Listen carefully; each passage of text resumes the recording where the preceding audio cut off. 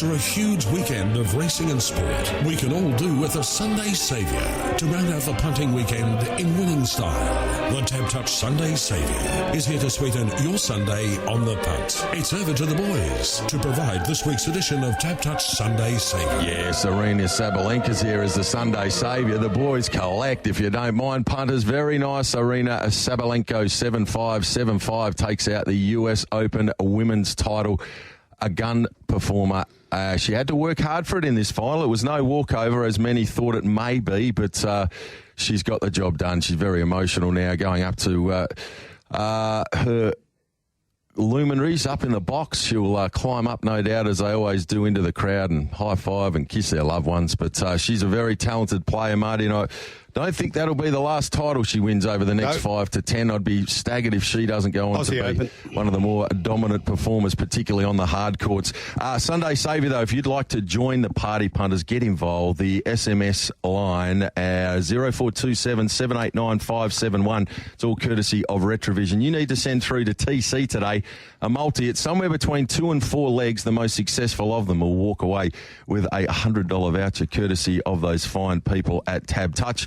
And we'd love to hear from you. What have you made of the finals? That Sydney GWS final yesterday, fresh out of the top drawer. I don't think I've seen many better contests than that. The other three, pretty lopsided and steady, to be honest. The quality of football, I will say Hawthorn's performance against the Bulldogs was elite, and I'll also say that Geelong were very good against Port Adelaide, but there's been a couple of teams that just haven't turned up. The Dogs were very disappointing. Port Adelaide were disgusting. Carlton last night, it took them till 2 minutes before half-time to actually get a score on the board, and so that game was it's all over at half-time, and you can say, oh, yeah, they came back a little bit in the second half. That was over a long way from home, and you can just keep your opposition at arm's length and look after yourself for the remaining finals when you're in front by that far out. But let us know what you think. What about the racing yesterday? So good over there in Sydney. Great day racing. Moonee Valley here locally out there at Belmont was a really good day of racing. Marty, I will put my hand up early doors. The richest harness race in the world last night there. You would have thought when there's $2 million up for grabs that there'd be just some pressure, perhaps a little bit of activity up front. Poor old Never Ending. And this is absolutely talking through my kick and through my Sangropa glasses. But, geez, I felt for the crew and the connections. They go all the way over there. They draw the extreme outside marble. And I don't think Gary Hall Jr. could have done much more. He just needed something to make a move at some stage, and with no pressure on at all, it was a forlorn task. It made up some headway in the straight the last time, but unfortunately it was just no hope the way the race was run. That is for sure. Now, Rusty Gates has sent one in. We'll hold that one for you, Rusty, because we've got our man James Sullivan joining us. Good day, Sullivan. Happy birthday for yesterday. Hello, Marty, David, listeners, and I tell you what, that's those New South Wales drivers, Shorty. You can't tell me they didn't have a You can't tell me they didn't have a chat before the race. Goodness me. They got it well organised, and poor old Never Ending just given zero as the race panned out. But that can happen from time to time, and hopefully our locals will remember that next time they come and visit in the West. But nonetheless, great to be a part of it, and I'm sure there'll be many more big races to win for Never Ending and the connections. It's been quite a ride to this point. There'll be plenty more to come. Hey, just before we get into the NRL, tell us a little bit about the birthday. How's it been? Have you had a chance? It's a milestone birthday, the big 6-0. Have you got a little bit loose or what? No, not really. I've just pulled up at Seaford Oval, so we've got the Canberra Region Rugby League Grand Finals today. So I'm as you can tell, the voice sounds all right, and I'm up in. I've got to call a game in an hour. So, but I tell you what, all jokes aside, I had a wonderful day. Bailey came down from Townsville, and Toby came down from Sydney. So, and Jonah lives with me, of course. So I had a lovely day with my sons. Beautiful. Great to hear. Now, what a match this was. Both of your teams, the Dragons and the Raiders, they go head-to-head and put on a thrilling show. Tell us about the first try of the match. What a ripper. Oh, mate, the tries all day. But as you say, big Tommy Eisen, who scores in the first minute. Oh, I'm not going to... You talk about talking out of your kit. I had a couple down, have a bit of fun, and I watched it. And what about Hot Dog Horsburgh? Oh, Corey Hot Dog Horsburgh. That's what we call him over here. He scores the late try, put the little kick through, Ricky would have been going, oh, what is he doing? What's the front row? He nearly made a hash of it. There was a small little fumble just before he managed to regather himself and get it over the line, Salt. I tell you what, it's no coincidence they've won their last three. And they've taken some big cattle down, haven't they? They've knocked over the Panthers, the Roosters, and now the Dragons. And he's come back into the side at that time when all this contract talk about, oh, he's going to leave. But the big significant thing, this is the first win for the Raiders at Jubilee Oval since 2004. Wow. It's a long, long time. But, yeah, they've finished strong. And the Dragons haven't, as we know. They've lost their last couple. But, mate, Raiders fans, I keep trying to tell them. I keep saying the tooth fairy's not real.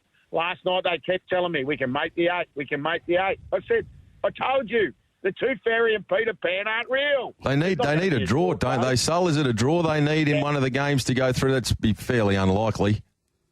That's the Dolphins versus Knights game today. They need a draw. Well, Sul, we already know that the Dolphins are over the line, so they're hoping for something that's not going to happen there. Just quickly, though, it was really interesting listening to Ricky Stuart in the post-match presser. He was happy that they'd won it, but he was also at the same time incredibly frustrated, and he said to the player that was there on the panel with him, as good as it is to win tonight, I'd love to know where this intensity and the ability to put a game away were in games that we dropped. 4 or 5 games this year we dropped where we just didn't have any intensity. If we'd have bought half of what we bought in the last half tonight, we would have jogged in. Yeah, no argument. And we all know Ricky. He's honest, and he says what he says what he means. That's the bottom line. So yeah, it's a season.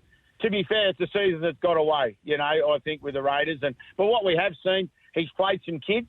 That a lot of people sort of said at the start of the year, oh, they're a bit young. Well, they're not a bit young now. They've played, some of them have played 15 to 18 first-grade games, and that puts them in good stead for the future. So, yeah, they won't play finals. Well, I don't think they will. But, yeah, as Ricky said, just a little bit frustrating way to end the year. Cowboys, Bulldogs. These two teams right around each other in the top 8 at the moment. The Cowboys 44-6. Bulldogs last couple of weeks, as you sort of predicted to me off air, it could have taken this sort of turn, and it has. Yeah, it has, Marty, and we did say and that they hadn't played a lot of, top quality sides, and they've just lost a couple. Obviously Crichton came back last night. Bronson Terry wasn't there, but, they lose Kurt Mann in the forwards, and they can't afford to lose forwards. And at the moment, that's what's happening. This was a big carrot last night. This is a home final for the winner. So, obviously the Cowboys now on the back of that, because let's be totally honest, I think Toddy Payton knew too. Their defence has been horrible the last month. All of a sudden they keep a side who's been scoring points to 6 points. So he'll be over the moon with that. And now they get an opportunity, as I said, they'll go back up to Townsville and play a home final next weekend. It's a bitter pill for the Doggies fans to swallow, because you speak of defence. They had a patch there where they were looking really, really cohesive, and they were keeping teams to relatively small totals, but it's been an absolute sieve down there over the last couple of weeks. Yeah, well, they had the best defence in the comp 2 weeks ago. So that's exactly what you're saying, Shorty. And now, all of a sudden, you've had a couple of bad losses, and you're going to go into a final probably at this stage at Brookvale against Manly. Panthers had to work hard against the Titans, got there in the end, 18-12. They're not just clicking at the moment, are they? No. They're doing it, the Panthers, but, I'm not jumping up and down if I'm a Panther supporter. I've always been a little bit worried about a couple, the centres in particular. Their forward pack's still very, very strong, but they're not clinical at the moment. I know Nathan's not there, and he'll come back for the finals. But at the moment, they're winning. They'll finish second, but they're not purring into the finals. Now, Sul, the less said about this, the better are the Rabbits. It's been a season to forget. Tough year, mate. To be fair, a lot of injuries and the like, but there is light at the end of the tunnel with a great man resuming at the helm. There's obviously a lot of excitement about next season, but it is a season for Rabbits fans to just put away in the vault and forget about. Yeah, you're right, Shorty. As you say, mate, you lose 9 of your first 10 games, and you're on the back burner, aren't you? At the end of the day, as you said, a lot of injuries, and Wayne Bennett coming to the club, I know that. But, there's a lot going on at the Rabbits at the moment. I know for a fact there's a lot of a lot of people not happy, especially the way, obviously, the New South Wales Cup finished second last, the Flag finished second last, and you've got the NRL side as well. So the club at the moment needs a bit of an upheaval. Let's hope Wayne Bennett can do it. Yes, well, he'll get his chance today. We just had to tick off on that final game too. It was the battle for the wooden spoon, wasn't it? Eels and Western Tigers, and the Eels turned it on 60-26. A couple of the Eels fans have come out of the woodwork after this one, Sol. Well, I don't think the Eels like spoons. That's the key. They put on a real show. But as we said, and we did say on Thursday and Friday that they've been in pretty good nick, Parramatta, the last month. Yes. And who could ever forget that loss to Penrith when they had it sewn up? And, they've been in pretty good form. They've been scoring a lot of points. And we thought there'd be some points. Holy dooly, wasn't there some? 11 tries, if you don't mind, punters. So let's get into the action for today. See if we can't find a Sunday winner. Anybody that was tuned into Friday Drive will know that your very best for the weekend is still to come from the round of NRL. Early game today sees Manly $1.68, Cronulla $2.20. That line 2.5. Game total 52.5, and the late game, this is where you are keen to get involved with the outsider. You were expecting them to be favourites here, the Dolphins. They're at 2.08, the Knights 1.75, the line at 1.5, and game total 50.5.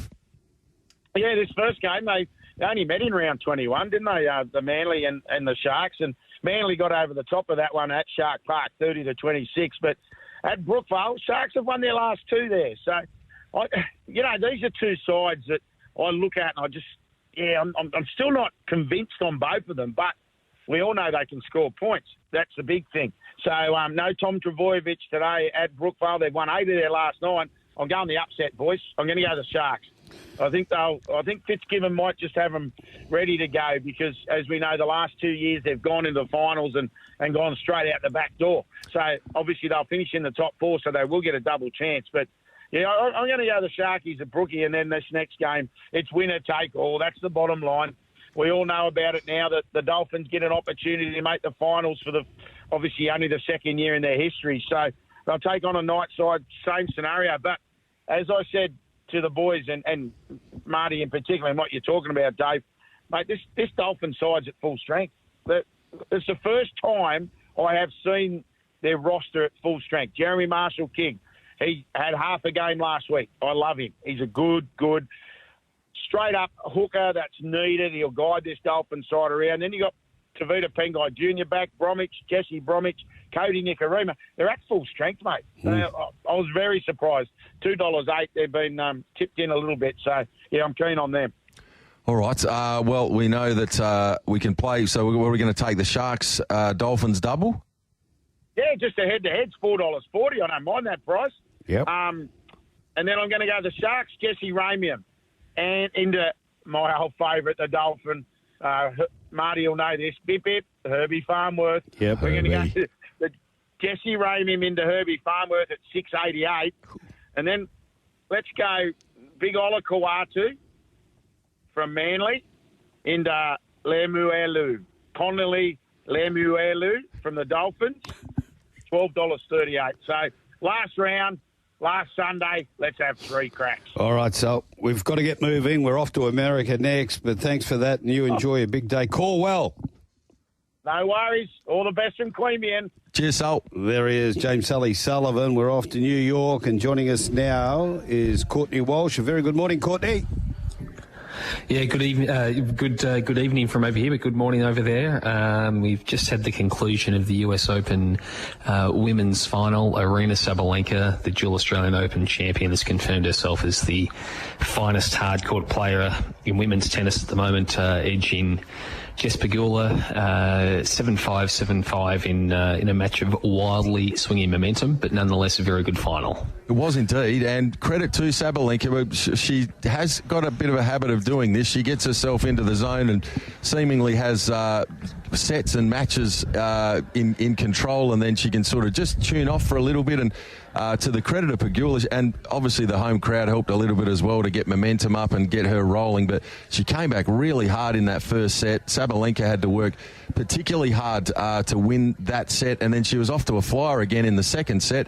But again, Pegula came hard at her, 7-5, 7-5. A credit to Pegula. A lot of people were expecting this to be pretty comfortable, but she really did make Sabalenka earn the win.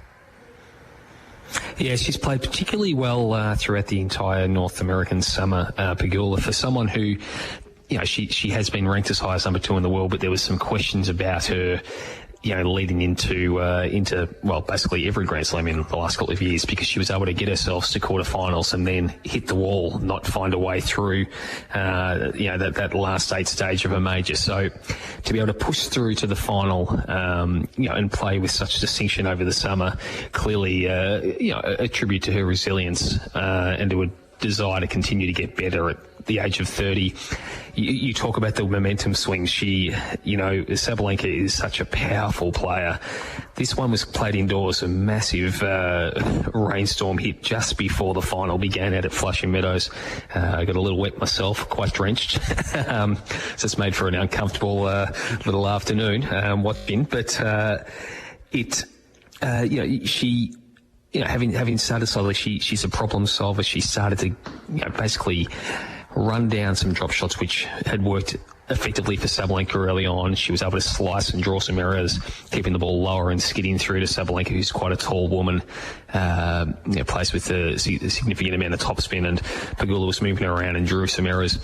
And in the second, after falling behind 3-love, she reels off 5 in a row, and you think, yep, she's a very good chance here to put this one to a decider. And knowing that Sabalenka had coughed it up last year when beaten by Coco Gauff in the final in sort of similar circumstances, an American playing at home and rallying, you thought if she's able to sneak that second set, it could well go away. But not to be. Sabalenka, to her great credit, hit herself out of trouble in the latter stages of the second set and finished off with a flourish. So a deserving champion. She, for mine, gets the jury award now as being the champion player of the year, because she wins 2 slams. Swiatek is obviously a master on clay. Barbora Krejcikova won at Wimbledon, and Zheng Qinwen won the Olympic gold medal. But Sabalenka with the 2 Grand Slam titles and a couple of other big ones as well, in a year where it's been pretty difficult. She lost her former partner, died in Miami earlier this year when she was actually in town. He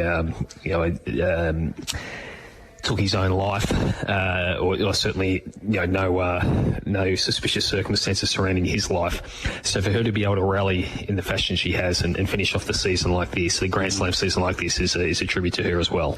Here, and well done to her, and love watching her in the Australian Open. Marty, how's her mental strength? So imagine dealing with something like that and then still turning up and delivering. And in a game like this, where it could have easily brought back the little man on the shoulder, I was in this situation last year and I got rolled, but she's been able to just pick herself up and deliver. It's something to be said for real, just driving yourself and having that mental strength to stay strong. But that's an area, and I'm sure you'll agree, Courtney, where there was doubts about her, there was that fragility about her, and now who knows, that may have strengthened her up mentally as well. But going forward, I think we can back her with confidence, Shorty. That is for sure. Definitely. She's done the right thing by definitely on the hard courts, Marty. I think. Courtney, can she up the ante on grass at Wimbledon and on the clay for the French Open? We now know that her game on the hard court is superior to her opponents if she turns up in the right frame of mind and is hitting those deadly ground shots that she does possess. But on the other 2 surfaces, can she find another string to her bow and potentially nick those tournaments in the years to come? Look, I think so. We've seen with her, she's become actually a stunningly consistent player at Grand Slam level in terms of being able to put herself through to the deep stages. She's made semi-finals at Wimbledon and also at Roland Garros. And you think with her serve and the fact that the grass is a little slower than what it used to be, probably more of a bounce there, I would be surprised if she doesn't win a Wimbledon title at some stage. And similarly on clay, she's actually got quite a bit of time to wind up and into the ball. And she was beaten, probably in a surprise this year at Roland Garros by the teenage Mira Andreeva, who's exceptionally talented. But Sabalenka was a better player, but not very well at all that day, clearly off colour in that quarter-final. So I think she's going to be the dominant favourite in Melbourne when she arrives, back in about three or so months' time or 4 months' time. And I do think that you just about put her at number 1 for mine. As good as Swiatek has been on clay and is dominant on clay, Look, the rankings don't say it. It still has the Polish champion at number 1, and she's a 5-time major champion. But for mine, I think Sabalenka is playing the better tennis at the moment. What about these men? Sinner v Fritz, $1.24, $4 for the American. Does Sinner get through? Look, I think he does, in part because he's fresher. Playing that semi-final Friday afternoon as opposed to Friday night for Fritz. Sinner gets through in straight against Jack Draper. He was really tested in that semi-final in the first 2 sets. But Fritz having to go 5 to sort of get over the line of over the top of TFO in a big high octane sort of match. Lots of intrigue, lots of fascination, a massive audience over here with the 2 Americans going at it. He's trying to become the first American man clearly to win at home since Andy Roddick in 2003. The one thing is, I wouldn't have them as far apart in the odds. I think that's probably a little generous because they've played twice on hard courts, both at Indian Wells. And Fritz beat him in straight sets in one of those outings, and Sinner got the other one in 3. So, he's certainly capable of testing the Italian on hard courts, the Australian Open champion, the world number 1. Fritz has won at Indian Wells, which is the biggest tournament outside, the 4 major Grand Slams, and he's playing very, very good tennis. It's not a surprise to me that he's through to this sort of stage. I think he's always shown himself very capable that at some stage he would make a final and potentially be a Grand Slam champion. I think it's certainly within his capability. So I would have Sinner as the favourite, but nowhere near what I think he's probably too short of those odds. All right, there's plenty of different ways to skin a cat. We've got a pile of markets up, total sets, set line, game lines, set betting. Well, let's start with set betting. How many sets do you think this will go to? You think he's going to take at least one? 3-1 or 3-2, so 3-1's paying $3.40, 3-2's pretty nice at $5.30. Yeah, look, I'd be looking at the 4 set. I think I would be thinking that 4 sets is probably a relative. Like, I think he's just a very, very good player and a strong serve, and he's got a good all-court game, Sinner. Fritz. So I think that's not a bad way to look at it. And because he has got such a good sort of all-round game, I think if you're looking at lines, I think he's certainly going to be able to take. There'll probably be a couple of 7-5, 7-6 sets in this final, I would think, on probability. Okay, what about the doubles? Geez, why? I want to ask you this. Why are Australians so good at doubles, particularly the men? Well, there's a couple of factors, I think, at play. A, we're very, very good all-court players. So, we tend to be able to play pretty well on most surfaces, but particularly the quicker ones. But we've also, the Australian men have always been guys who can come forward and handle themselves at the net. That doesn't happen anywhere near as much as, what used to happen when the grass courts were slick and every court was slick. But we've always got players who are very handy at the net, very capable of playing at the net. We probably also play more doubles as well. As kids, a lot of the junior tournaments, you'll play a lot of doubles. And there'd be no different for any of these guys having played a lot of that. By virtue of not being the absolute superstars in singles, they also play a lot more doubles on tour. So, it's a handy way to sort of earn a few extra. If you get beaten first round, you can sort of still turn the week around if you can get to a quarter or a semi in doubles and, at least cover expenses. Now, Jordan Thompson has done far more than that this sort of US Open. He, by virtue of making the 4th round of the men's singles when beaten in 4 sets by Alex de Minaur, and he's playing really well into the top 30 in singles. But, partnering with Purcell after the heartbreak at Wimbledon where they had 3 match points, never faced a break point and still somehow lost. You have, he pockets $1 million, more than $1 million for the tournament, Australian. So it's a pretty decent sort of fortnight of work in New York for Thompson. And it was a great win. So you've got Ebden and Peers winning, obviously, the Olympic gold medal. These two making the final at Wimbledon. And I think it was Ebden winning with Papana in Melbourne at the start of the year. Great season for the Aussie men in doubles and making really good money as a result. Big style, yeah, some proper cash there. Walshy, what's the next little patch look like for you? You're covering all sorts of sports all over the globe. What are you up to now the US Open's done? Yeah, I'll be back out of New York on Monday, back to Melbourne once we get through the final tomorrow, and then obviously we had a couple of fascinating weeks of footy to come, given those results over the weekend, and it'll be interesting to see how that shakes out. And then looking to the cricket, basically looking forward to the summer ahead, and that first Perth Test, November 22 against India. It's already looming large in the background, so looking forward to getting across, obviously, for that, and spending some time back in the West. And then, big summer of cricket ahead, leading into the Aussie Open, 4 months away. So it all sort of keeps the cycle continues, keeps on going on. You're going to be a busy man. When you get across here to the West, we might see if we can get you in studio and also get a night out with you at some stage. It'd be great to catch up with you when you get across to WA, and we'll dodge all those crazy Indian fans. They'll be everywhere, so we might avoid an Indian meal while you're in town, but we'll find a good pub to have a quiet meal and a drink at, and have a bit of fun. Great to have you on, Walshy. Thanks on behalf of the boys and the Sports Daily and the team here on the Aftermath. You do a wonderful job covering all of the big events for us, and have a safe trip home, and look forward to catching up within a couple of months' time. No, I would love to do that. Me and Marty tried to make that happen last year and didn't quite get off the ground, but extra reason to do it this year. Really appreciate it, guys, and enjoy the rest of the day. Blah, blah, blah. Let Marty Young and David Shortte do all the talking on the Aftermath. Sunday morning at its best on Tab Radio Racing and Sport. Time to talk Sydney racing with Chris Nelson. A very good morning. Good morning, Marty. How you going this morning? Yeah, very well. David Shortte's with us. I wasn't sure if it was Shorty or Brad, so I didn't say anything. Good morning, Shorty. Good morning to you, Chris. So what a wonderful day of racing we had there yesterday at Randwick. Let's rip straight into it. We'll go from the start upwards. Race number 1 of the day there yesterday. It was...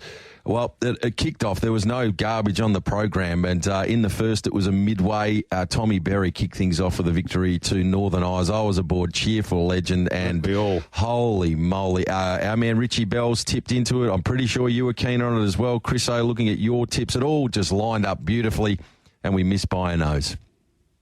No, I went the other way, Shorty, and that's why I wanted to talk about this race. The horse that ran third. Now, I usually would not go near a midway. Mm-hmm. Horse that ran third here, Powers of Opal, was an absolute eye-catcher. Now, they didn't make a lot of ground at Randwick in most races yesterday, and this Powers of Opal was only having start number 4 is a maiden, had run 6 in a Fernhill behind Broadsiding. It was a cracking run. Its sectionals home were very good. It is probably the biggest eye-catcher of the day for mine. Agree with that. We go into race number 2, and tell us about this win of Spring Lee for Björn Baker and Rachel King. I just wanted to talk about Spring Lee because I think I spoke about her 2 or 3 weeks ago and said she's going in the sack book now. She's gone.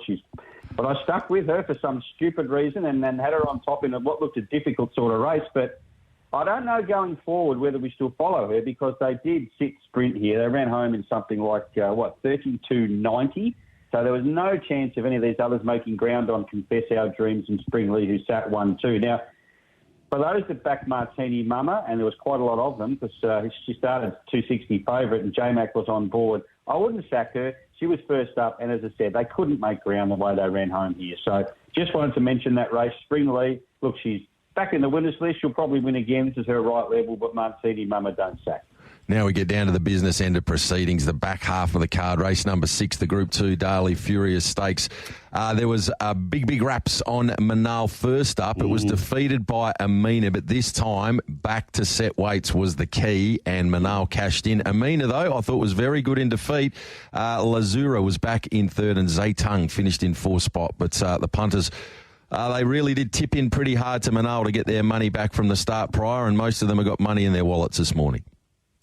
They have, Shorty, and I think as we mentioned a couple of weeks ago, Manal put in a pretty decent sprint, but it only went for about 100 metres first up. So she obviously took a lot of benefit from that run, and as you rightly mentioned, the set weight suited her better, but take nothing away from Amina, who was 2 lengths behind her in the run. And look, again, they've run home a quick sectional, 33.61 from the front into the straight, or the last 600 metres. So those back markers really probably shouldn't have done what they did. So they're 2 very, very classy fillies. Lazura, I thought was good, sat about 4 lengths off them, had every chance. Zaytung, the one I liked, was honest. I thought I was a chance at about the 200-metre mark. She was beaten less than a length, put up a good performance. Elmorzillo, Kelly Schweeder's filly from up this way.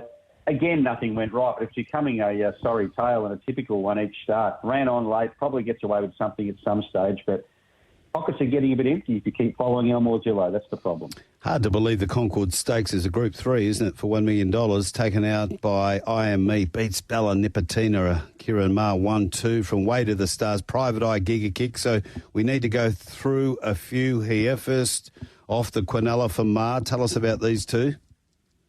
Yeah, well, IME had the box seat here, perfect sort of setup for this.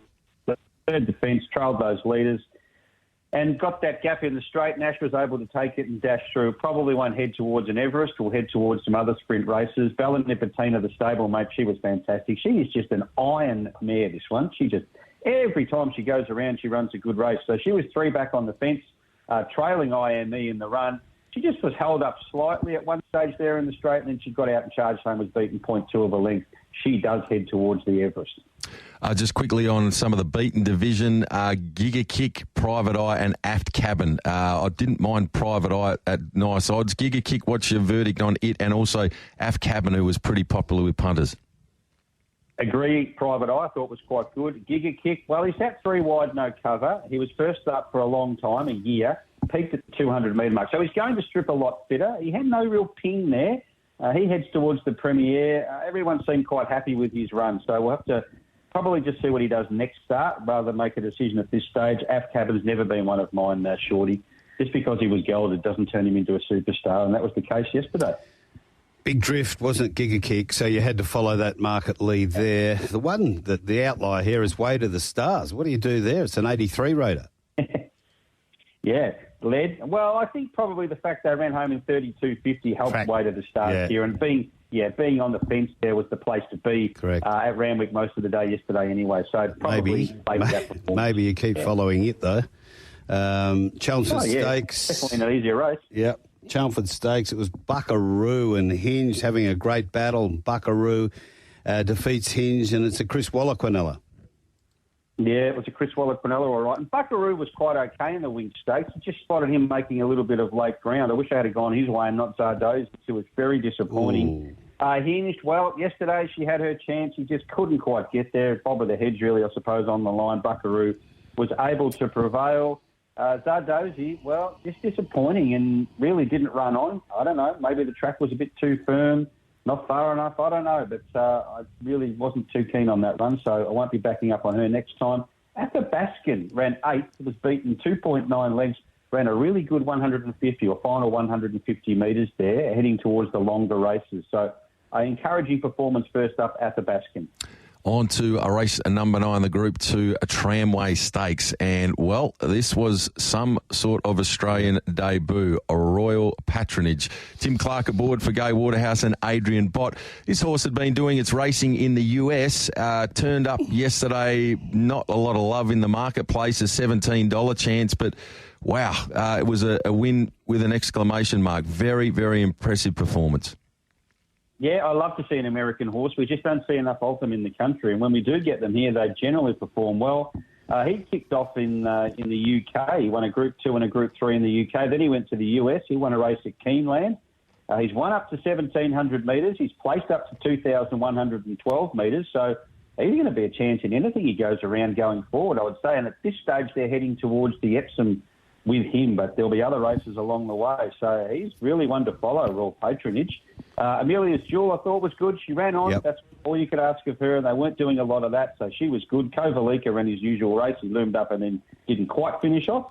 And that's about all I took out of the race. But, excuse me, there were excuses for Democracy Manifest, who didn't appreciate the firmer ground. I did fancy Freedom Rally in this, and I'm not selling out. It's almost like he needed longer than 1,400 metres first up. Yeah, well, he may do. I think he's won up to 1,600 metres for Freedom Rally, and look, he'll take good benefit from that. He just a sort of an even effort, wasn't it, Marty? He was under pressure early, and you thought, he's just going to, drop out. 10th, drop out, and then on the line he's coming again. But we sort of found Royal Patronage at the track conditions and completely forgot to have anything on it. And when it won, I would kick the tin because if you'd seen its trials, you just knew what was going to happen here. It was going to be a leader for Waterhouse Bott, 1,400, firm track, American runner. and get some money. I thought Amelia's Jewel was really good, and good to see Kovalika getting back to a bit more of his form that he showed. Wallace sort of lost him for a year, didn't he, Kovalika? I think he might have stuffed the programming up, but if they can get him back on track, he could be in for a good spring. Well, he could be, but he always seems to run these eye-catching races, and then you get very confident about his chances, and he sort of does it again, or he puts in a poor one. But maybe you're right, Marty. Maybe he's turned the corner, and this could be his spring. Absolutely. Well, let's go for the rolled gold black bookers out of the program. Chris, what are we putting the stars next to from yesterday? 100%. Race 1, Powers of Opal. That was a slashing run. So it's the main black booker. I'm going to put Balanifatina in and Royal Patronage in. So no surprise with those two. Okay, quick overview of Doomben, if you've got about a minute. Yeah, I have. Good return from Mashani Lily in the 3-year-old sprint race. She was good. She led all the way. Plundering broke through, so I can hear Brad crying now. He's a big Plundering fan. I think he's on her every start. You probably missed out yesterday. So Plundering finally won a race, and the one to follow, the Black Booker, comes out of race 5, Naval Trader. Good thing beaten. Unfortunately missed the kick and then was held up for a few strides early in the straight. Should have won. Okay, Chris, thanks for that. We'll listen to you on Wednesday and, of course, on Saturday morning, and thanks for coming on the Aftermath today. Want some tips quickly, mate? Oh, yes, okay. Yes, I nearly let the punters down there. I'm sticking fat, Chris. So what do you got for us today? You're a good man, Shorty. Race 1 at the Sunny Coast, number 9. Race 3, number 4. And race 8, number 7. Excellent. We'll multi those up this afternoon. 1, 9, 3, 4, 8, 7 there this afternoon. Chris, outstanding as always. Enjoy your Sunday. We'll hear from you next week here on TAB Radio. You two guys, all the best. Have a good day. Good on you, Chris. There he goes. And Racetrack Ralphy comes in to replace him. Good morning, Ralphy. Good morning, boys. Tell you what, if on the back of that conversation, I've seen there's some of Vince's figures through from Randwick and Wowee. I'm with you with Kovalika. I see it's $21 on Tab Touch for the Epsom. Yeah. It and Amelia's Jewel, phenomenal. Yeah. Phenomenal. It was very hard to make ground, wasn't it? Very hard to make ground and close to the fence is where you need to be. Where do you reckon Amelia's Jewel's grand final is going to be? I'm sure. What were they talking there? I haven't been following it that closely. King Charles, maybe? King Charles? Yeah, it's going to be interesting. New camp and potentially some new ideas. So it'll be really interesting to see the path that Amelia's Jewel does go down, Ralphie. But I think all things considered, the way that track was playing there yesterday, the Connections would have been really happy with the way the race unfolded. And she looks to be right on track. 100%. Well, speaking of tracks, Moonee Valley played absolutely brilliantly. So he's a juniors, Marty Simon. Just needed 2 meetings, and then if you weren't good enough yesterday, it was track condition or whatever. So the best horses won with the best tactics. Okay, you lead the way. Yeah, so Evaporate won the first. It was a nice win. We black booked it, and once again the Moonee Valley form, as we'll get to famously in the Group 1, stood up. So he was good last start. I said what was underrated last start was that mid part of that race from the 800 metres to the 400 metres. When the track comes back, it's really soft ground. So he made up significant ground through the worst part and dominated. Well, he's won again, so I think the Stud Stakes is a logical progression there. Race 2, not much whatsoever. And then I think we can start with a nice black booker early in Nails Murphy. This was a big win. It was a serious time. I always say beware the unlucky horse, but it sort of had reasons to not underestimate that lack of luck last start at the Valley. And he dominated here. Regal Zeus's rock hard fit, and I reckon the camps of Flash Feeling and Sunsets would be delighted. Flash Feeling now at Gelding, now with Team Hayes, and Sunsets. Good first up run there, so they're going to have a bit of fun. But Nails Murphy will win again, and wouldn't be surprised if it's actually, that sort of listed level in time. This is just benchmark 84 yesterday. Race number 4, Lincoln Rocks back into the winners list. Mark Zara aboard, defeated Gentian Blue and Lording. It did. It's going well. They were all out in their feet here. Poor ride by Jayla Kennedy on Lording. Never personal, just business. I don't know why she chose to keep kicking up because, you look at this raw time, 2:05, they've flown. This is basically stakes class time because they're all completely out in their feet late. And Lording should have just handed up to Blake there on name dropper who had EIPH. But Lincoln Rocks is obviously going well. I think Lording can win off this. This will be a strong form race. And the one to put a big circle around, boys, the 5th horse, Dillian, now gelded. playing first up on wet ground. It was terrific yesterday, and I think this is benchmark 78. This will win a few races, maybe even go into a Country Cups type horse for Kieran Maher. Race number 5, the Chautauqua Stakes. Now, I want to know about the sectionals here. Did they go too quick in this? Yeah, so Vince hasn't had a chance to clock Mooney Valley yet. I've seen the Randwick stuff, but what we got. I think we had 4 1,200 races on the day. This is clearly the fastest, and not just in the category as you'd expect them to in a listed race, but they clearly flew. And what we've got here is who dares. We know it's time. I think what happened at the start, and this is where it's one thing to talk tactics, another thing to talk about the skill set to be on top of a horse. So I'm not going to try and second guess Luke Curry, but I think in hindsight, once he was a bit slow away, he probably could have just sat neutral and Arkansas Kid wins.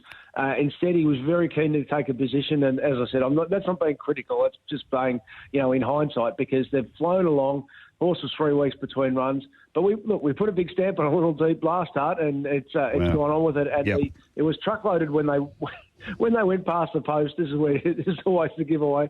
In the totes, there's a new museum on the way somewhere. The robots had a big go on a Little Deep, but they both ran well. Desert Lightning's going to win races for Moods as well, so this is a nice form race going forward, even with the small field.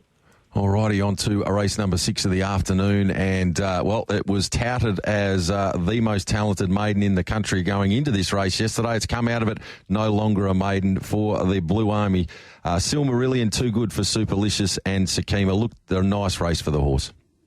Well, it was, and the Sydney fillies at the moment are far superior to the Melbourne fillies, so that they've sent it down. Fair enough, Supercilious, a little bit of traffic on the corners you can get from Barrier 1 at the Valley, but this was clearly the slowest of the 1,200 races yesterday, so I'd be very careful of the form going forward from this. Okay, I did think Supercilious looked a little bit unlucky. It's a half to Marine 1, who stands over here for Magumba Park Supercilious, so it was important, I think, for Marine 1 for Supercilious to run well in that, and he did. Mackenzie Stakes, it was Angel Capital. Now, the mail from the McDonald camp was this was a special.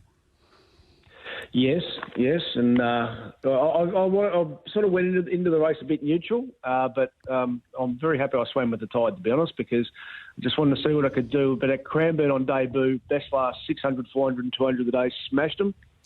They went to Queensland, didn't really work out, but its trials were really sharp leading in. And you thought, well, if the money's coming for it, good luck beating it. And that's exactly what happened. I think this is its level. Now, Epimills, it's better at 1,400. And how do I put this kindly? Johnny Allen's out of form. So that's just the reality. And he was in the wrong spot. So if he holds it, I don't know if he could have held third defence, but I don't think he tried too hard. And then once you're in that position, you're going to be dictated to by what happens around you. So it's definitely going to be a better horse at 1,400 anyway. But, yeah, Angel Capital, I reckon Turnbull Stakes Day up the straight, that explosive closing speed will be its race. So I wouldn't be surprised if that's what they target next start of the straight race at Flemington. All right, on to race number 8. The So You Think Stakes over the 1,500 metres. Pericles, one of the more popular horses anywhere in Australia yesterday, did not let the punters down. Blake Shin aboard, defeating Miramasa and Pounding. Well, as we know, in any jurisdiction, sometimes a thing that's completely logical on paper doesn't turn out that way, but this one did. It just looked a dead set 4X, and that's exactly what happened. So it smashed him. Muramasa. Now, this has got serious ability, this horse. It was a good win. If you just want to do a little thrill seeker, I looked up on Tab Touch today, $51 for the Caulfield Cup. It's not out of it. So I'm not saying it's a good thing, but I'm just saying they would be delighted with that. It won the Coonji last year. They clearly didn't have it as wound up this time because they had to miss a lot of racing last time. I reckon they've got it spot on. So I think they're going to have some fun with it, whatever happens. But, yeah, Pericles, they're going to go, I think they said back to Sydney and then the Epsom. So he's going to remain competitive. He's a ripper. How about the Group 1 Moir Stakes? It was Mornington Glory. Gavin Bedgegood joins the Group 1 ranks, and Ethan Brown, I think he pulled their pants down, as we used to say in the old days. He did. I've seen Gay afterwards. Wasn't happy with Zach Lloyd. Not in a mean way, but just said, "Come on, we lead on our horses." So I reckon if she crosses, then maybe Estriella gets a nice run too. So it's amazing how many cause and effect. But in the end, all on as a winner. Track distance specialist. I think a couple were below their best, like Estriella. I wish I win. Bang on target for the Everest. I wouldn't be taking the type price now for the Manikato because sometimes, Moonee Valley, if it's nice and firm, could be very hard to make ground at. But I think he's bang on target for the Everest. And I wouldn't be surprised if there was some rebounds. So good on Crawford and the team for getting the win on Mornington Glory. Geez, don't forget Hayasugi. And she may have had an interrupted prep going in. She may have had an interrupted prep going in. Nice. Yeah. No doubt. And, anybody that was aboard this, just check in the mail for Blake Shin if you don't mind. And this is the second time this has happened in a fortnight, if you don't mind, this? Ralphie. The elite jockeys just trust themselves and trust the process and know sometimes you have to ride for luck the way that races are unfolding, and Blake Shin does it like very few others. Waited while others got the old itchy trigger finger and pulled out. Runs appeared, Miss Aria straight up on the paint. Home you go.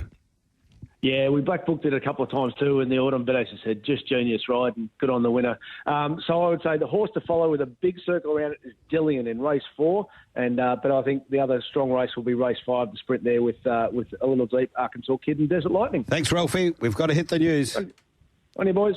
You win some, you lose more. For free and confidential support, visit gamblinghelpline.org.au. On The Aftermath, it's time to introduce the 1985 Brownlow medalist from the Footscray Football Club, Brad Hardie.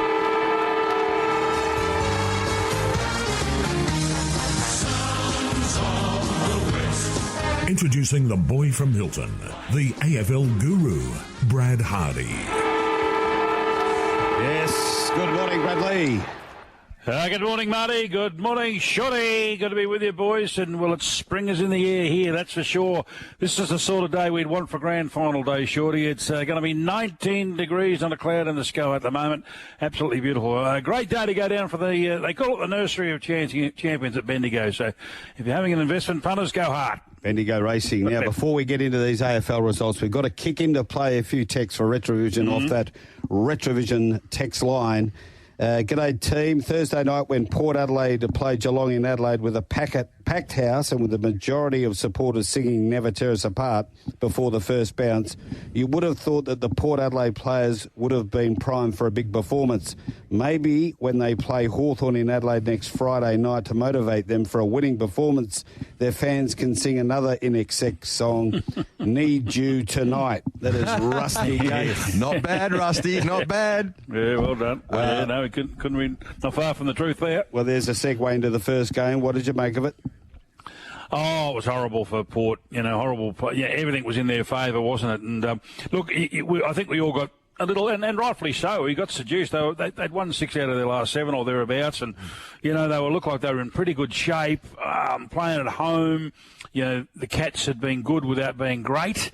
And they had the head out against the Witches Hats and the Eagles the last game, so you weren't exactly sure. And unfortunately, it just all went pear-shaped. And that's what can happen. It can happen. It's elite sport. It's not going to be great for Port Adelaide. It's going to be a big hole to dig themselves out of now. Very easy to drop off them after getting thumped by 84 points. But the Cats were good. They came with a plan. They worked it out. Advantage midfield it was for Port Adelaide on paper, but Dangerfield and Holmes stepped up to the plate and said, no, at least if we can't halve this. In fact, they didn't halve it. They won it, and they just completely, gassed them. And, a lot of players he got his matchups really wrong, unfortunately. Ken, down the back half, Alia, they tell me, shouldn't have played, didn't want to play. They made him play. He had an injury. The only real defender they had, Shorty, was Bergman, who played pretty well, to be honest. He was good. He had to go with Jeremy Cameron because Alia couldn't or wouldn't, or we didn't think that anyway, whether we knew he was injured or not. So from that point of view. And they tell me Horn Francis has had a bit of a crook back, and he started extremely slowly as well. So all in all, first-class ticket for Geelong Cats. They got the job done. Beautiful ambush. Now they set themselves up for a prelim final and don't have to leave Melbourne to win the flag if they're good enough. Yeah, it's certainly left them in a pretty good place. The opportunity for a few of their more senior players to get that extra week to just be cherry ripe going into that home prelim final. Just quickly on Port Adelaide, couple of things that really stood out through the game. unfortunately, he's been a favourite player of mine, but Charlie Dixon, you could see the mind wanted to be there, but his body he looked so slow on the night. And the inability of Port Adelaide to lower their eyes and give their forwards just some form of hope on the lead of actually being able to take the mark. They just keep falling into the trap of bombing it in there. And Dixon wasn't dangerous. As you touched on, we didn't see too much from Ratugolea, and it was basically left to a one-man band up there. Georgiades, he tried his backside off. We saw Willie Rioli really ineffective in this particular contest. Horn Francis went down there late to try and give them a bit of a spark, but they just looked absolutely rudderless up front.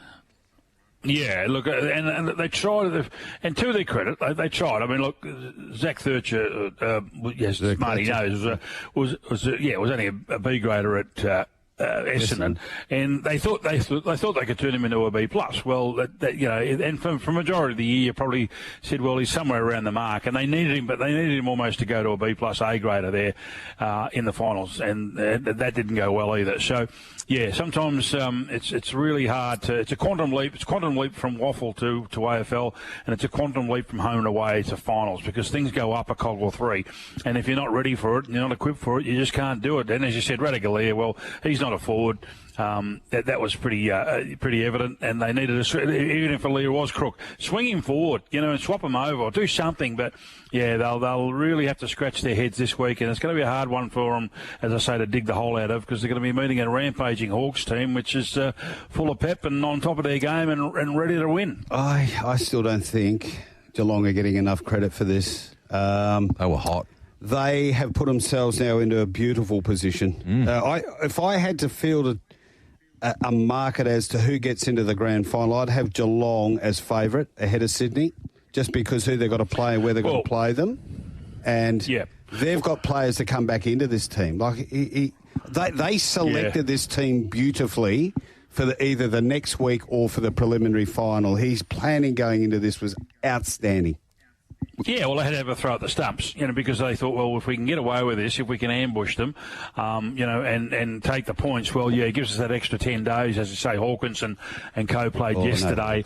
No. Look, I think, no, that won't be him, but DeConning and Stuart come straight in. Of course. That's a given. And so from that point of view, it's worked out perfectly. I think you can get about $4 on for them to win the flag. So I wouldn't be worrying about them making the grand final. I'd be worried about them winning the grand final. And it's probably the right time to take $4 if you're a Cats fan and you're keen on them making it. Well, if they make it, they can win it, because that's it's going to be at the MCG, and the most likely outcome, they're going to be playing either Sydney or most possibly, I would think, or Hawthorn. So you'd fancy your chances. Tap touch markets as we speak right now. In this premiership market, Sydney 320, the Cats 4, 610 for Hawthorn, the Giants at 650, Brisbane 750, Port Adelaide are right out the gate to 15 to make that grand final. Marty, Sydney 157. Your boys, the Cats, even money, $2 to make the grand final. I nearly flipped that. Yep. The Giants 350, Hawks 350, Brisbane 375, Port 650. That's to make the grand final. They have to play the winner of GWS and Brisbane, who play at NG next week, back at the MCG. Both those teams don't play well at the MCG. They've got to come off a hard game. Cats fresh, just waiting for them, saying, come and meet us. What about our girl from Lisa of Allenbrook off the text line? Get them in. Retrovision text line. Boys, well done to the Royals into the GF. Yeah, they were too good for the Swannies. Port Adelaide, pathetic. Charlie Dixon's done. He had a swipe at the players after the game. Where was he for 4 quarters? Doggies couldn't stop the Hawks. They were bold, brave. Their high-pressure, intense and decision-making game is elite. Swans and GWS, cracking game. Swans slow start. Could be a problem against the Cats. How good is Heaney? His mark was gold. Carlton's first half against Brisbane, embarrassing, but can't see the Lions beating GWS. Take care. Have a great week. Lisa Ellenbrook, that's a magnificent text. Great summary. Great summary. She covered it all over. Oh yeah, well he was outstanding yesterday. Heaney in that third quarter in particular, but he wasn't alone. He had a few helpers there. Papley got up on his game. He was going terrifically well. Also Warner started to buy in, and Goulden got going. You never write off the Swans, and that's what we've come to expect of them. We thought they were in a bit of trouble though, and unfortunately, unfortunately, unusual for Adam Kingsley's team, they went conservative. They went to save the game way too early for mine yesterday, and they got themselves in all sorts of trouble because it was a 6-2 last quarter. And, you play to, and I say this all the time, and I was saying that, I don't say it facetiously, you play to win. Don't play to save, Correct. and that's when you start playing safe. Doesn't matter if it's cricket, if it's footy, if it's tennis, you name it. Basketball's the same. If you start going, yep. If you start, trying to, sort of just be conservative and hold on to the ball, or don't play the bad ball, you end up getting yourself in trouble. You're better off playing your shots. And Sydney did, and look, they didn't get it done. They just didn't get it done. They were very, very good for the best part of three bit quarters, GWS, but they'll be kicking themselves all the way back to Greater Western Sydney yesterday. And speaking of kicking, there were 4 missed shots, 20 metres out or closer, that they missed throughout the course of the game. And they'll look back on those and say, if we had to just kick one of them, we at least go to extra time. If we'd have kicked 2 of them, which at this level should be kicking 4 out of 4. Never mind none out of 4. Well, I did the game, Shorty, obviously, and I was watching it. The first thing that came out of my mouth, Marty, was to the right of screen, left to right. Just go at the left-hand goalpost because you could tell, you knew which way the breeze was going. Left. How many times did they miss to the right? It was just it was frustrating. They should have been, that game should have almost been done. And they just didn't quite get it. They left the door ajar. How often do we see it? But, it was an outstanding game by Heaney in the end, and that's what can happen. And that's what you want from your leaders. That's what you want from your star players. Everybody wants to be best on the ground, but not everybody's capable of being best on the ground. And on the flip side, you'd probably say from, a Giants point of view that Toby Green has been a real beauty. He just hasn't hit the heights this year at all, and he was almost a non-contributor there yesterday. It was quite remarkable. So he needs to really zip up for next week. Just 2 points on Sydney Swans. Don't forget they've been the comeback kings this year. The slow starts have meant they've come back to beat Carlton after being 26 down, Geelong 35 points down, Adelaide 23 down, Collingwood 27 down, and now Giants 28. So they're never out of it. But, Brad, as you've often said on this program, in the finals, it is your champion players, it is your best players that have got to front up. And didn't Sydney's do that in that last quarter? Chad Warner was unbelievable. Brad, I don't think I've seen it. You couldn't find him. No, but that last quarter, when the game was on the line and they needed some drive, I don't think I've seen a better quarter of football with... No, it wasn't season on the line, because if they'd have lost, they were still alive. But they knew if they could win this game, it makes it a lot easier, and he was everywhere. He was just morphing himself from contest to contest, willing himself to the ball. He was absolutely stunning. And Marty, you'd appreciate this because, as we said, when they went through that bit of a slump, they'd obviously gone into a training load, and it came back to help them, because in the third quarter they looked like they were running on up and down on the one spot. And as you say, bar Heaney, who was just on fire, but Goulden came through, Warner came through. They really just cracked through that wall of pain. And then we talk about courage in footy, boys, and the bottom line is that people say, oh well, back into a pack or put your nose over the footy. Well, one of the biggest courageous acts in footy is to be able to run when you can't run anymore, and that's what they did. And unfortunately, the Giants couldn't keep going. They just couldn't go with them, and it really, really hurt them. But, it was unbelievable. And might be recognised. Brad, we've got to fix this, don't we? We've got to brick this. This happens. It doesn't happen every year, but it does every few years. Well, for this to not be recognised as the mark of the year in AFL is an absolute joke. Well, Heaney, the mark, and Jeremy Cameron probably arguably the goal. Yes, from the pocket. It was unbelievable. Incredible. You won't see that again. That's Eddie Betts stuff, like at the Adelaide Oval. So I agree with you on that one. I don't know why. I don't know why they don't do that. I don't know why they don't keep it in. Anyway, even if you say right up to the prelim final, okay, somebody might kick an absolute belter in the grand final, but you could do it. The awards nights are generally done on Brownlow night, so from that point of view, you could keep it open until after the prelims, and that would give everybody a shot. Just one more too. That passage of play where Papley handballs the ball. Just a Hail Mary that hits Heaney, lays out, and he kicks that goal to square it up from what? 70 out, 70 I reckon. I'm going to go 70. Yeah, it was massive. Well, the other thing is too, we talk about it all the time in footy, is that you might be having a shite day, but you might have a moment. There it is, a Marty. Correct. A Marty. Fair dinkum. He couldn't get out of his own way. Apparently he rolled his ankle during the week, according to John, but I don't know about that. But he just couldn't get out of his own way, and then all of a sudden he took it sweet. It was like the gridiron, the feedback and do the punt. It was just unbelievable. The way he was going, you wouldn't have thought it would have been odd for him to drop it. You know what I mean? He would have fumbled it or done something, but Correct. He got it.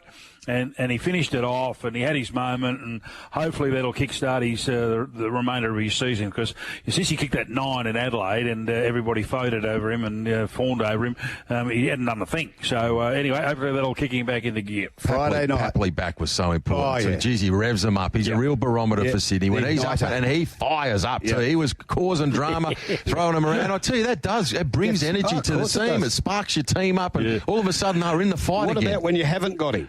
Well, they're flat. They're always flat without him. There's no starter. That's right. Now, Friday night. He just tipped the shoulder into Jason McCartney too there in the brush over there. There'll be a bit on that. They're all making a mountain out of a molehill. That's not a good look. Yeah, of course. Now, the Hawks on Friday night, we've got to talk about this. They just continue on. They're playing a different brand of football to everyone else, and the Bulldogs just couldn't go with them.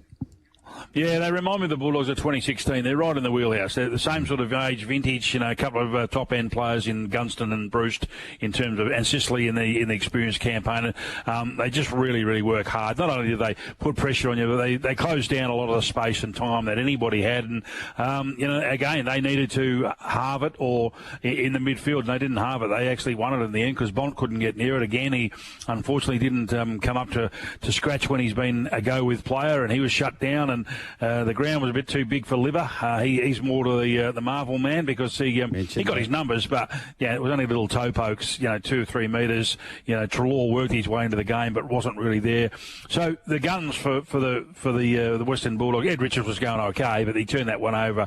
Trying to centralise the ball, and they just weren't in it. I mean, they could play the game again next week, and I'm sure you get a different effort and a different result. But the bottom line is you got to do it. It's on the night, and once the Hawks get up and running. And we said that to Marty on Friday night. If they run, every team runs, but this team runs differently. In the way they springboard out of the back half, Sicily, Impey, those sort of guys, they get on a roll. Ambrosio's been outstanding, unbelievable how your boys unfortunately gave him up for a set of steak knives, and should have been All-Australian, and it was almost best of field the other night. And Newcombe went to another level because we spoke about that. Not too many Hawthorn players this year have recorded 30 disposals plus, but on Friday night they had 3, I think, so which is quite remarkable. So they really, really did step up to the plate, and whoever faces them in the next 3 weeks will be a little jittery because if they get it right, like they did the other night, they'll be certainly hard to beat. But the Dogs still licked their worms. So it was still a good year for them. It wasn't the way they wanted to finish, but it's promising for 2025. I think it was a stark reminder for blokes like Ugle-Hagan, Waitman, those type of players who've got enormous talent. That enormous talent doesn't just do it for you. Effort's got to come. You've got to tackle. You've got to harass. You've got to chase. And unfortunately, if you're not getting the ball, you've got to be able to do something else. And a lot of the team for the Bulldogs the other night didn't do that. Now, the Dogs mids were working overtime to get the ball down there, and then there was no contest. They were just basically marking and strolling out, which is really disappointing. A couple of things for me. One player that maybe went a little unheralded at the start of his time at Hawthorn, but he's developed into a very important player for them. The ex-Fremantle man, Lloyd Meek, I thought he did a phenomenal job up against Tim English in the ruck, and his game's gone to a whole new level. He was outstanding. Yeah, I mean, he just had to halve the contact, and he did. That's what he did. He took a mark, kicked the goal, which was all right. It was all good, but he was sort of, certainly, at least he battled. He was sort of the Nankervis mode, you know what I mean, or the Pitney. Nankervis is probably a better player than Pitney, but that side of, there's nothing sleek or chic about him. It's just basically he's happy to work, happy to bullock, and that's what you find out in finals. And it's players like that and others in other teams who won across the weekend. You find out that you actually get rewarded not only by the coach but your teammates, and the fans finally recognise it. It's the worst adjective of all time. Oh, he's a role player, and doesn't it drive you mad during the year? But that's what you want. You need that in finals. You need blokes who are the stars like Heaney and co, and you need the role players like Meek and those sort of guys who are prepared to go out, roll their sleeves up, happy to halve their contest or maybe put their nose in front if they can. And that's what you need. I think he's gone past that. He had midfield numbers, 23 disposals, 8 kicks, 15 handballs. He had 6 marks, 5 tackles, 5 clearances. The big man was absolutely superb. The other thing that I like about Hawthorn, and you can see to the eye, and this has been a recurring theme now for premiers, I reckon about 15 of the last 20, you can see that the opposition are very nervous when they get the ball because the shutdown speed, the raw speed of probably 70 to 80% of this Hawthorn outfit, they're young, they are fit, but they are fast. So they are constantly putting them under pressure. And when they get it, they move the ball like lightning. Oh, that's what they want. As I say, they come at you from every angle, from sideways, backwards, 45-degree, here, there, everywhere. And as you say, they overlap, and that's when they go. And when they run, they really do run. And look, they've probably got a few others that could come into that lineup, but they probably won't need them. I think they're going to get to a stage where they'll be happy with their lot. And if Port Adelaide aren't ready for them next Friday night, they're probably going to get a similar shellacking. I could be. I've actually thinking about this. This could be an absolute belting. The Diorites would have more chance. There you go. I think Port are really going to struggle. And Butters might not be quite right. There's a couple of other players that Brad's just alluded to that are sore. Charlie Dixon and Radagalia. You can't have those two as your spearheads heading into a game like that. You bring in Marshall. Hasn't found it all year. Barely played all year. It's apparently. So how many blokes? You can't take injured players into finals. We say it and we see it all the time. And they fell for the 3-card trick. Chris Como has sent one in for you here. Brad, he's coming at you. Brad Hardie to take a harder edge in his commentary around his beloved Bulldogs. Aaron Norton has had a dismal year, needs to be read the riot act, and Luke Beveridge needs to tell Ugle-Hagan to front up next pre-season 2 kilos lighter. I don't think it's his weight that's keeping him down. He's just got to contest. And as I say, look, you don't win 14 games if you haven't had a reasonable year. Let's face it. As I say, it was a unique year to that SMSer. And, they're not happy. But anybody's listened to this program all the way through, whether it's on the daily or this aftermath, as I said, I didn't think they'd have flagged this year. But, they unfortunately ran into the hot side. And, look, I think they would have been more than competitive against Carlton, Brisbane, Geelong, anybody, you name it. I mean, they did take those scalps throughout the year, and that's just on the night. That's how the cards fall. And, yes, next year there's certainly going to be a higher expectation on the Dogs because they're starting to get, there's more time into Darcy. There's more, and Norton and Ugle-Hagan. The main problem with them is they've got to kick straight.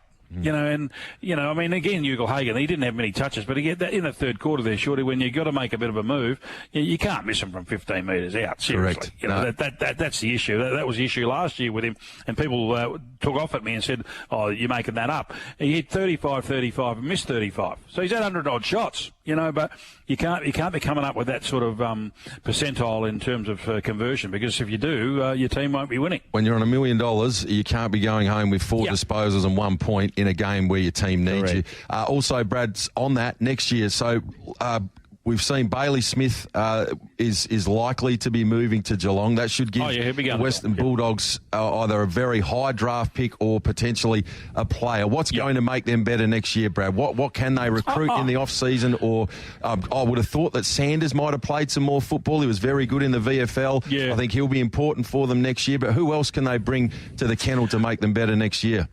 Well, Sanders needs Marty's mate, the running coach. He's just not quick enough. I mean, that's why McRae and Daniel and those boys have found themselves on the outer, and that's what's happened to the young man as well. He started well, he was running on top of the ground, but as the season went on, he not got slower, but he didn't get any quicker. You know what I mean? And that's the last thing they need. They need a breakaway speed. Ed Richards gave them a little bit of it. I reckon they'll go after Peatling, who's played at the Giants. It was all right yesterday. Missed a couple of easy goals, but he's the sort of player that they'll be looking at, and they'll certainly be going to draft. And they went after Barras. They need another defender to help out Jones, and Lobbs sort of fitted into a bit of a slot down there. So, and that's the main. They certainly need another midfielder. with a breakaway speed, because Trelaw's going to be another year older, Bont's going to be another year older, Libber's going to be another year older, so they need to try and find something in the mix, to get into that midfield to complement Ed Richards is on the way through. So that's the style of play they'll be going for, Shorty. And I dare say the youth is there. That's no problem. The age problem's not a factor, but they certainly, whatever they can do with their their early draft picks, they might trade and mix them around and try and get a couple more, because they tell me the draft's really, really good. The top 2 players are outstanding, they tell me, but the next 28 or 30 are pretty good too. So, if you've got an early draft choice, you might want to, exchange it for a 2 in the first round, because you might end up with 2 to 3 really good players rather than just 1. Brisbane continued their penchant for belting up substandard teams at home. Let's see if they can do it away. 14-15 against Carlton, 11-5, 71-99 to 71. Yeah, well, I think this was the lock, wasn't it? I think we all said that. We believe the first 3 finals, you could wake up the next day and say, you could have thought they could have won. This was the one I think was just the lock. I mean, he had to throw the Hail Mary in the NFL, putting all those blokes back in, including Doherty, which was the good news story. Well done to him. But, as we said, if he had to play the whole game, and I don't know why he was playing the whole game, poor bugger, he was spent, very, very early. But they never got off the mark. And, Brisbane can score really, really quickly up at that ground.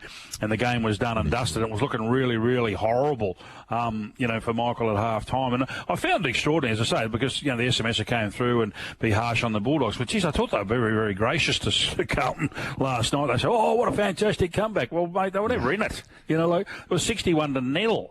So, I don't understand that. That's what happens when you've got mates in the business, because they look after you. You know what I mean?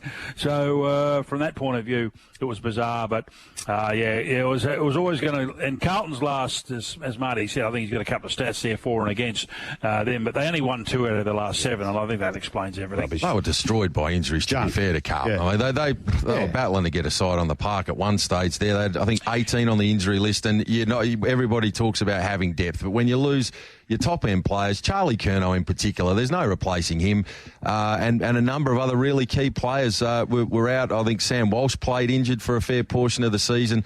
Carlton have still got the guts of a pretty solid squad there. With a good pre-season and a healthy list, they can improve again next season.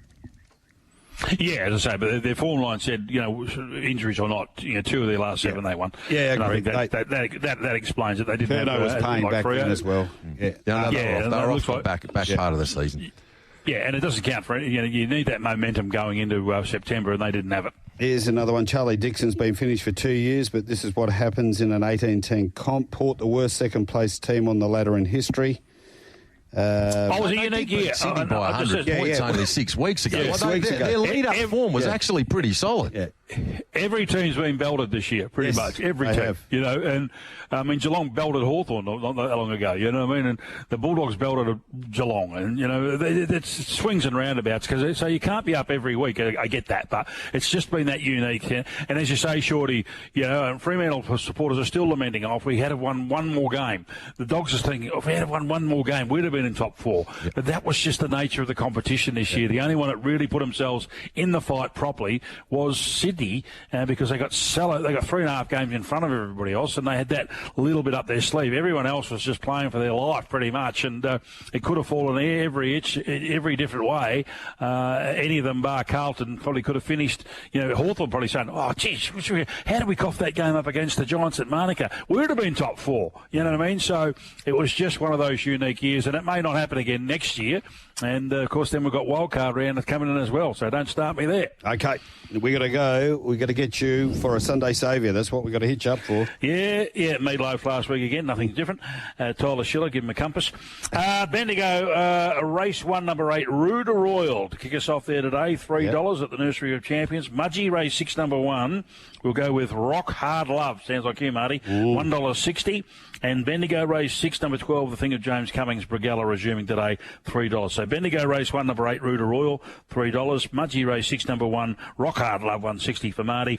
And Bendigo race 6, number 12, Brigella, $3. Lazy $14.40 there, Shorty. Beautiful. Very nice. Lions 1, 2, 3, and of course Retrovision. Things didn't turn out last night for Never Ending. We discussed that earlier on in the program. No pace out the back, and just couldn't. You can't run any quicker than you can run. No, exactly right. And, Mortz is all right. He'll rebound. He fell off his wallet. He's all right. He'll be okay. And don't forget the nude up, 1-800-100-100, because he can do things the banks can't, boys. And Frankie, don't forget Frankie on a Sunday morning. Oh, Sonny, Frankie Lee at Ross's Auctions. I've got a bottle of vino online on Friday, Shorty. I'm going to give it a crack this afternoon. Beautiful. Have one for us. Thanks, Brad. See you, boys. Cheers, Brad. Blah, blah, blah. Let Marty Young and David Shortte do all the talking on the Aftermath. Sunday morning at its best on Tab Radio Racing and Sport. Yeah, 20 minutes away from 8 o'clock, 11.9 degrees here in Perth. Time to welcome back an old friend to the airwaves on the Aftermath, Simon Hill. A very good morning. Good morning, guys. How are you? Going really well, thanks, Simon. Lovely to hear your voice on the other end of the line. A little while since we've spoke. The Premier League's got underway and there was plenty of activity with the internationals overnight. England 2-0 winners over the Republic of Ireland, and Germany beat up on Hungary 5-0 winners. Any highlights out of the international action overnight for the punters to watch out for? Well, I think, obviously England's win over the Republic of Ireland is one that will catch the eye under new management after the departure of Gareth Southgate following the European Championships, where, of course, England reached the final, lost to Spain, but didn't really impress throughout the competition. So Lee Carsley is in charge, at least on a basis, just for 2 games initially, but I wouldn't be surprised if he ended up taking the job full-time. I don't know whether there is an outstanding England candidate in terms of English managers. Eddie Howe, I guess, would be, certainly one. Graham Potter might be another, but, whether they want to be involved in international football at this stage of their career, I don't know. But certainly they started off pretty well yesterday. Much more expansive performance against the Republic of Ireland. Strangely enough, winning by 2-0. Scorers Declan Rice and Jack Grealish, both of whom played for the Republic of Ireland as juniors. And Declan Rice, actually, as a senior, won a handful of caps before switching nationality, which, of course, we see a lot of these days. So a good start for Lee Carsley. And, it's only the Nations League. It's not the most important competition. But I think that the manner of the way that they played against the Irish will offer encouragement and maybe do his chances of getting the job on a full-time basis no harm whatsoever. OK, looking back at the first 3 games in the English Premier League, and your boys Man City are top of the table with Liverpool, both on 9 points. What have you made of it so far? Yeah, well, I was at City's second game against Ipswich Town, where they fell behind, but really just blew Ipswich away. And, City still looks strong. They haven't really invested in an awful lot of money in the squad in the off-season. They've signed Savinho from one of their sister clubs, who looks a good acquisition. Ilkay Gundogan has returned to Manchester City on a free transfer from Barcelona. So City looks strong. Ditto Liverpool, obviously, under new management now with Arne Slot. They ruthlessly dispatched Manchester United by 3-0, which, particularly at Old Trafford, I think probably sends out a little bit of a message that they're going to be competing again alongside City and Arsenal for the title this year. It's hard to look outside those top 3. And I guess the next biggest question is Manchester United. Only 1 win and 2 defeats from their opening 3 matches. Yes. And again, the question marks are against Erik ten Hag. So, it's the same old question. How long does he have? Well, the pressure goes on pretty quickly, as you well know, Simon. The Magpies, Newcastle United, a good start, a couple of wins and a draw from their first 3 games. And yet again, this is a franchise that I've been so impressed with, Simon. Brighton and Hove Albion, the Seagulls are off to a good start again with 2 wins and a draw from their first 3 games. They've performed incredibly well in recent seasons. Just to correct you there, mate, they're not franchises in the UK. Or clubs. We don't have franchises in Europe. They're a football club that's well over 100 years old. And you're right, though, in terms of on the field. That draw against Arsenal at the Emirates Stadium was a terrific performance. And, it could be a result that Arsenal will root on the end of the season, even though it's very, very early on in the campaign. Arsenal going down to 10 men, Declan Rice, second yellow card. and Brighton proving, not for the first time in recent years, that they're a force to be reckoned with. They're such a well-run club. They don't spend the biggest amounts of money, but they invest in, really good qualities. So, I can't see Brighton being involved in any sort of problems down at the wrong end of the table, which, given the size of their club, respectfully, you probably should be looking at. But instead, they're in the top 4 at the moment. What do you make of the start to the season for both Spurs and Chelsea, currently 10th and 11th, respectively? Well, look, Chelsea, were probably unfortunate that they played Man City on the first game of the season, which obviously was a very tough match. And, yet again, an awful lot of upheaval in the off-season. How many players have they got? I think they've got 43 first-team professionals, which is ridiculous, really. Quite how they stay within the financial regulations and all, I don't know. And I read overnight that, one of their parent companies is looking at buying the owner out. I mean, I don't quite know how that works. It's all, a big accounting exercise. I feel sorry, really, in many ways for Chelsea's fans and certainly, their manager, new manager, Enzo Maresca, because he's got to try and juggle all this and, manage big expectations as well. They did get a win, last time out, although they then drew against Crystal Palace. So, again, I think it's going to be, an up and down season for Chelsea. Tottenham, well, same old problems, I'm afraid. Lost last time out against Newcastle by 2-1. A draw prior to that at home, and really they dominated both games, should have won both matches. But you've got to take your chances. Ange Postecoglou has already got a bit of an injury concern. He's lost Dominic Solanke, his main striker, who he paid about £65-70 million for. So, there's going to be ups and downs at Tottenham as well. I don't really see either club being able to challenge Man City, Liverpool or Arsenal for the Championship. What they will hope to do, of course, is finish top 4 and get in the Champions League. Simon, we must touch on the Socceroos. This was a very, very disappointing performance on Thursday, going down 1-0 to Bahrain. There was a lot of social media feedback post-game, one of the more disappointing performances from the Socceroos for some time. Yeah, look, it was. It wasn't great. They struggled to create chances against a very well-drilled Bahrain team who beat Australia for the first time in their history, by the way. A little bit unlucky with, the goal that came just a minute before the end. But, I guess it's the same old failings, unable to break down a very resilient defence. And, that's on Graham Arnold and the players to try and find solutions to those problems.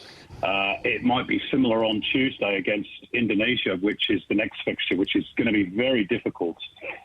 Playing in front of 70-odd thousand at the Gelora Bung Karno, one of the great cavernous stadiums of Southeast Asia. It'll be hot, it'll be humid, the pitch will be sticky, and Indonesia are much improved. They have used the naturalisation rule to their best advantage. They've now got players who play in the top league in Holland, in Belgium, in Italy, in the English Championship. So they are virtually unrecognisable from the team that, with respect, in years gone by, Australia would expect to beat quite comfortably.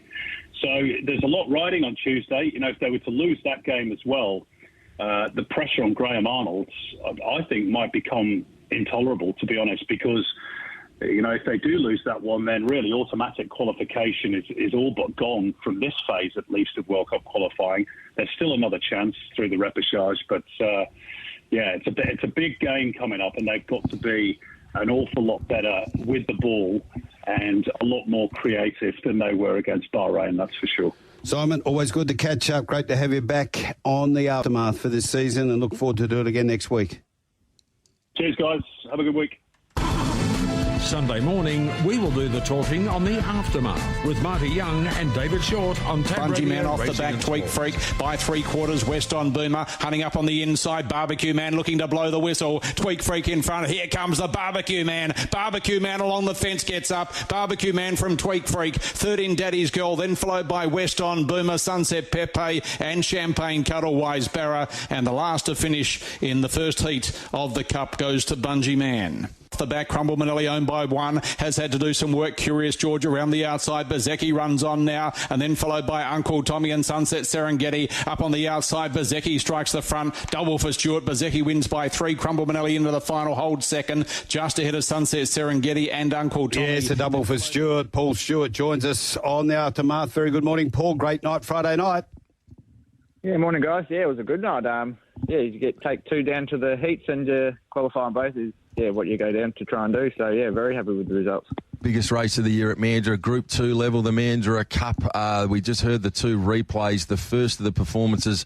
Barbecue Man, he's been rubbing shoulders with our best sprinters week in, week out, mainly at Northam of late. The return to Mandurah, where the dog does race particularly well, was excellent, and as Pete called really well, just waiting for that rails run, turning for home, the door open, and gee, didn't he really attack the line hard that last 150 metres?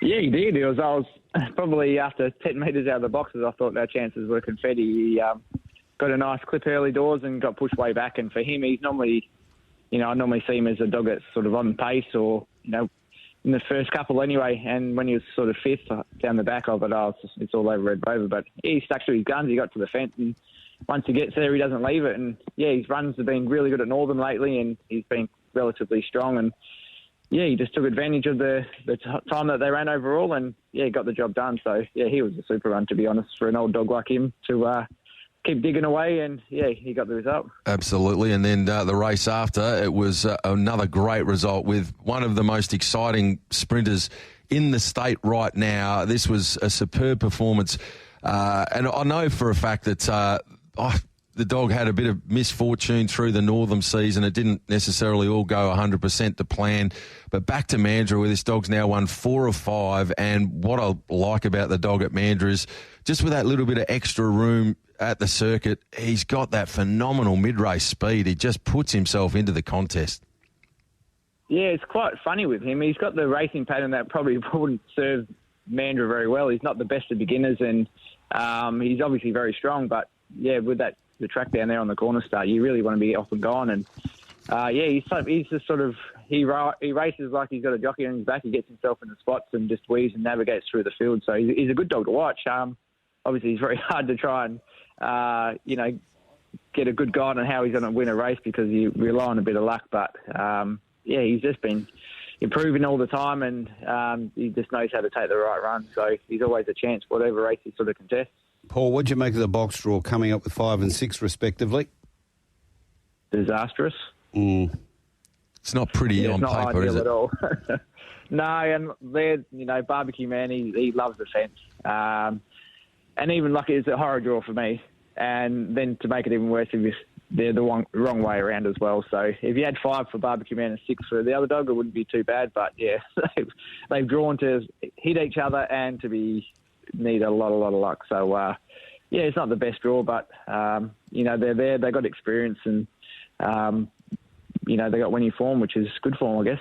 Well, the one other thing that's a big factor is they are both excellent chasers. They don't need to lead to win. Crumble Manelli looks likely to be that dog that's really moving along up front. But in looking for some positives from your perspective, with greyhounds like West on Smoky, Our Benson, also Tweak Freak, Molfetta Cruz, they're all dogs that have been showing a bit of pace. You just hope that they can potentially be there to put some pressure on Crumble Manelli. There could be a little bit of overcooking going on up front, and that's where we would really see, in particular, Bezecchi still be an opportunity for the dog to warm into the race and be over the top late. Yeah, you've nailed it there, Shorty. He's probably the best chance of my 2. He's sort of, he'd be the one probably at the back just watching, seeing what sort of unfolds up front. Obviously, the dog beats Molfetta Cruz. He's been airborne. He's running really good first sections and running home sub 11 seconds. So, so they leave him alone and he can do his business. He's going to be pretty hard to run down. But I mean, the rest of the field with Bezecchi, he's capable of running them down if he gets a clean run, but yeah, we just need a lot of luck in that first sort of 20 metres, I guess. Well, you've got 2 runners into the Group 2 final, and they're both, as you said, confident, in form, good records at the track, and with a race where there's a fair bit of early zip, sometimes it can just get a little bit jammy. If that's to be the case, I'm not ruling you out. You know how to win these big feature races.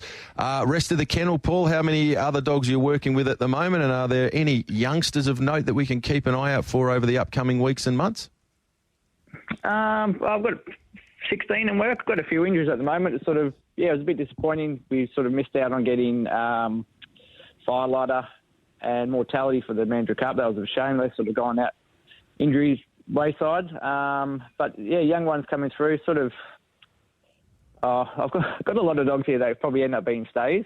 We got Ironworks and his sister Urbanity. They're sort of waiting for Cannington to open, I'd say. So we'll wait for them, but they're probably the 2 to follow once they get Cannington up and running, and probably looking for like 600 plus. So they're definitely sort of long-term specs to be followed, I'd say. Alrighty, one last one. The dog you just touched on there, Mortality. This dog is one of the more exciting get-back run-on style of dogs we've had here in WA for some time. He reminds me a lot of a champion from years gone by the name of Genev. Not always right there early, but just chases through brick walls. This dog put together a number of really impressive wins. The middle distance looks to be calling for this particular dog. Have you got any plans for Mortality heading forward?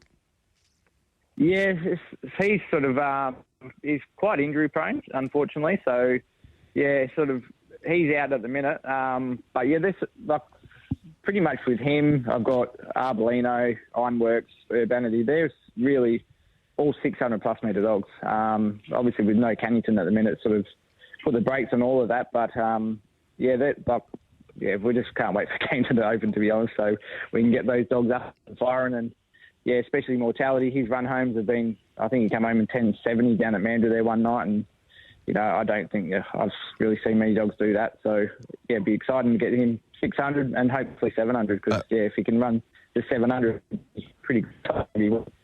Absolutely, mate. Well, we've got to run similar sectionals to get to the news. Thanks so much for joining us on The Aftermath. Good luck in the Mandurah Cup on Friday.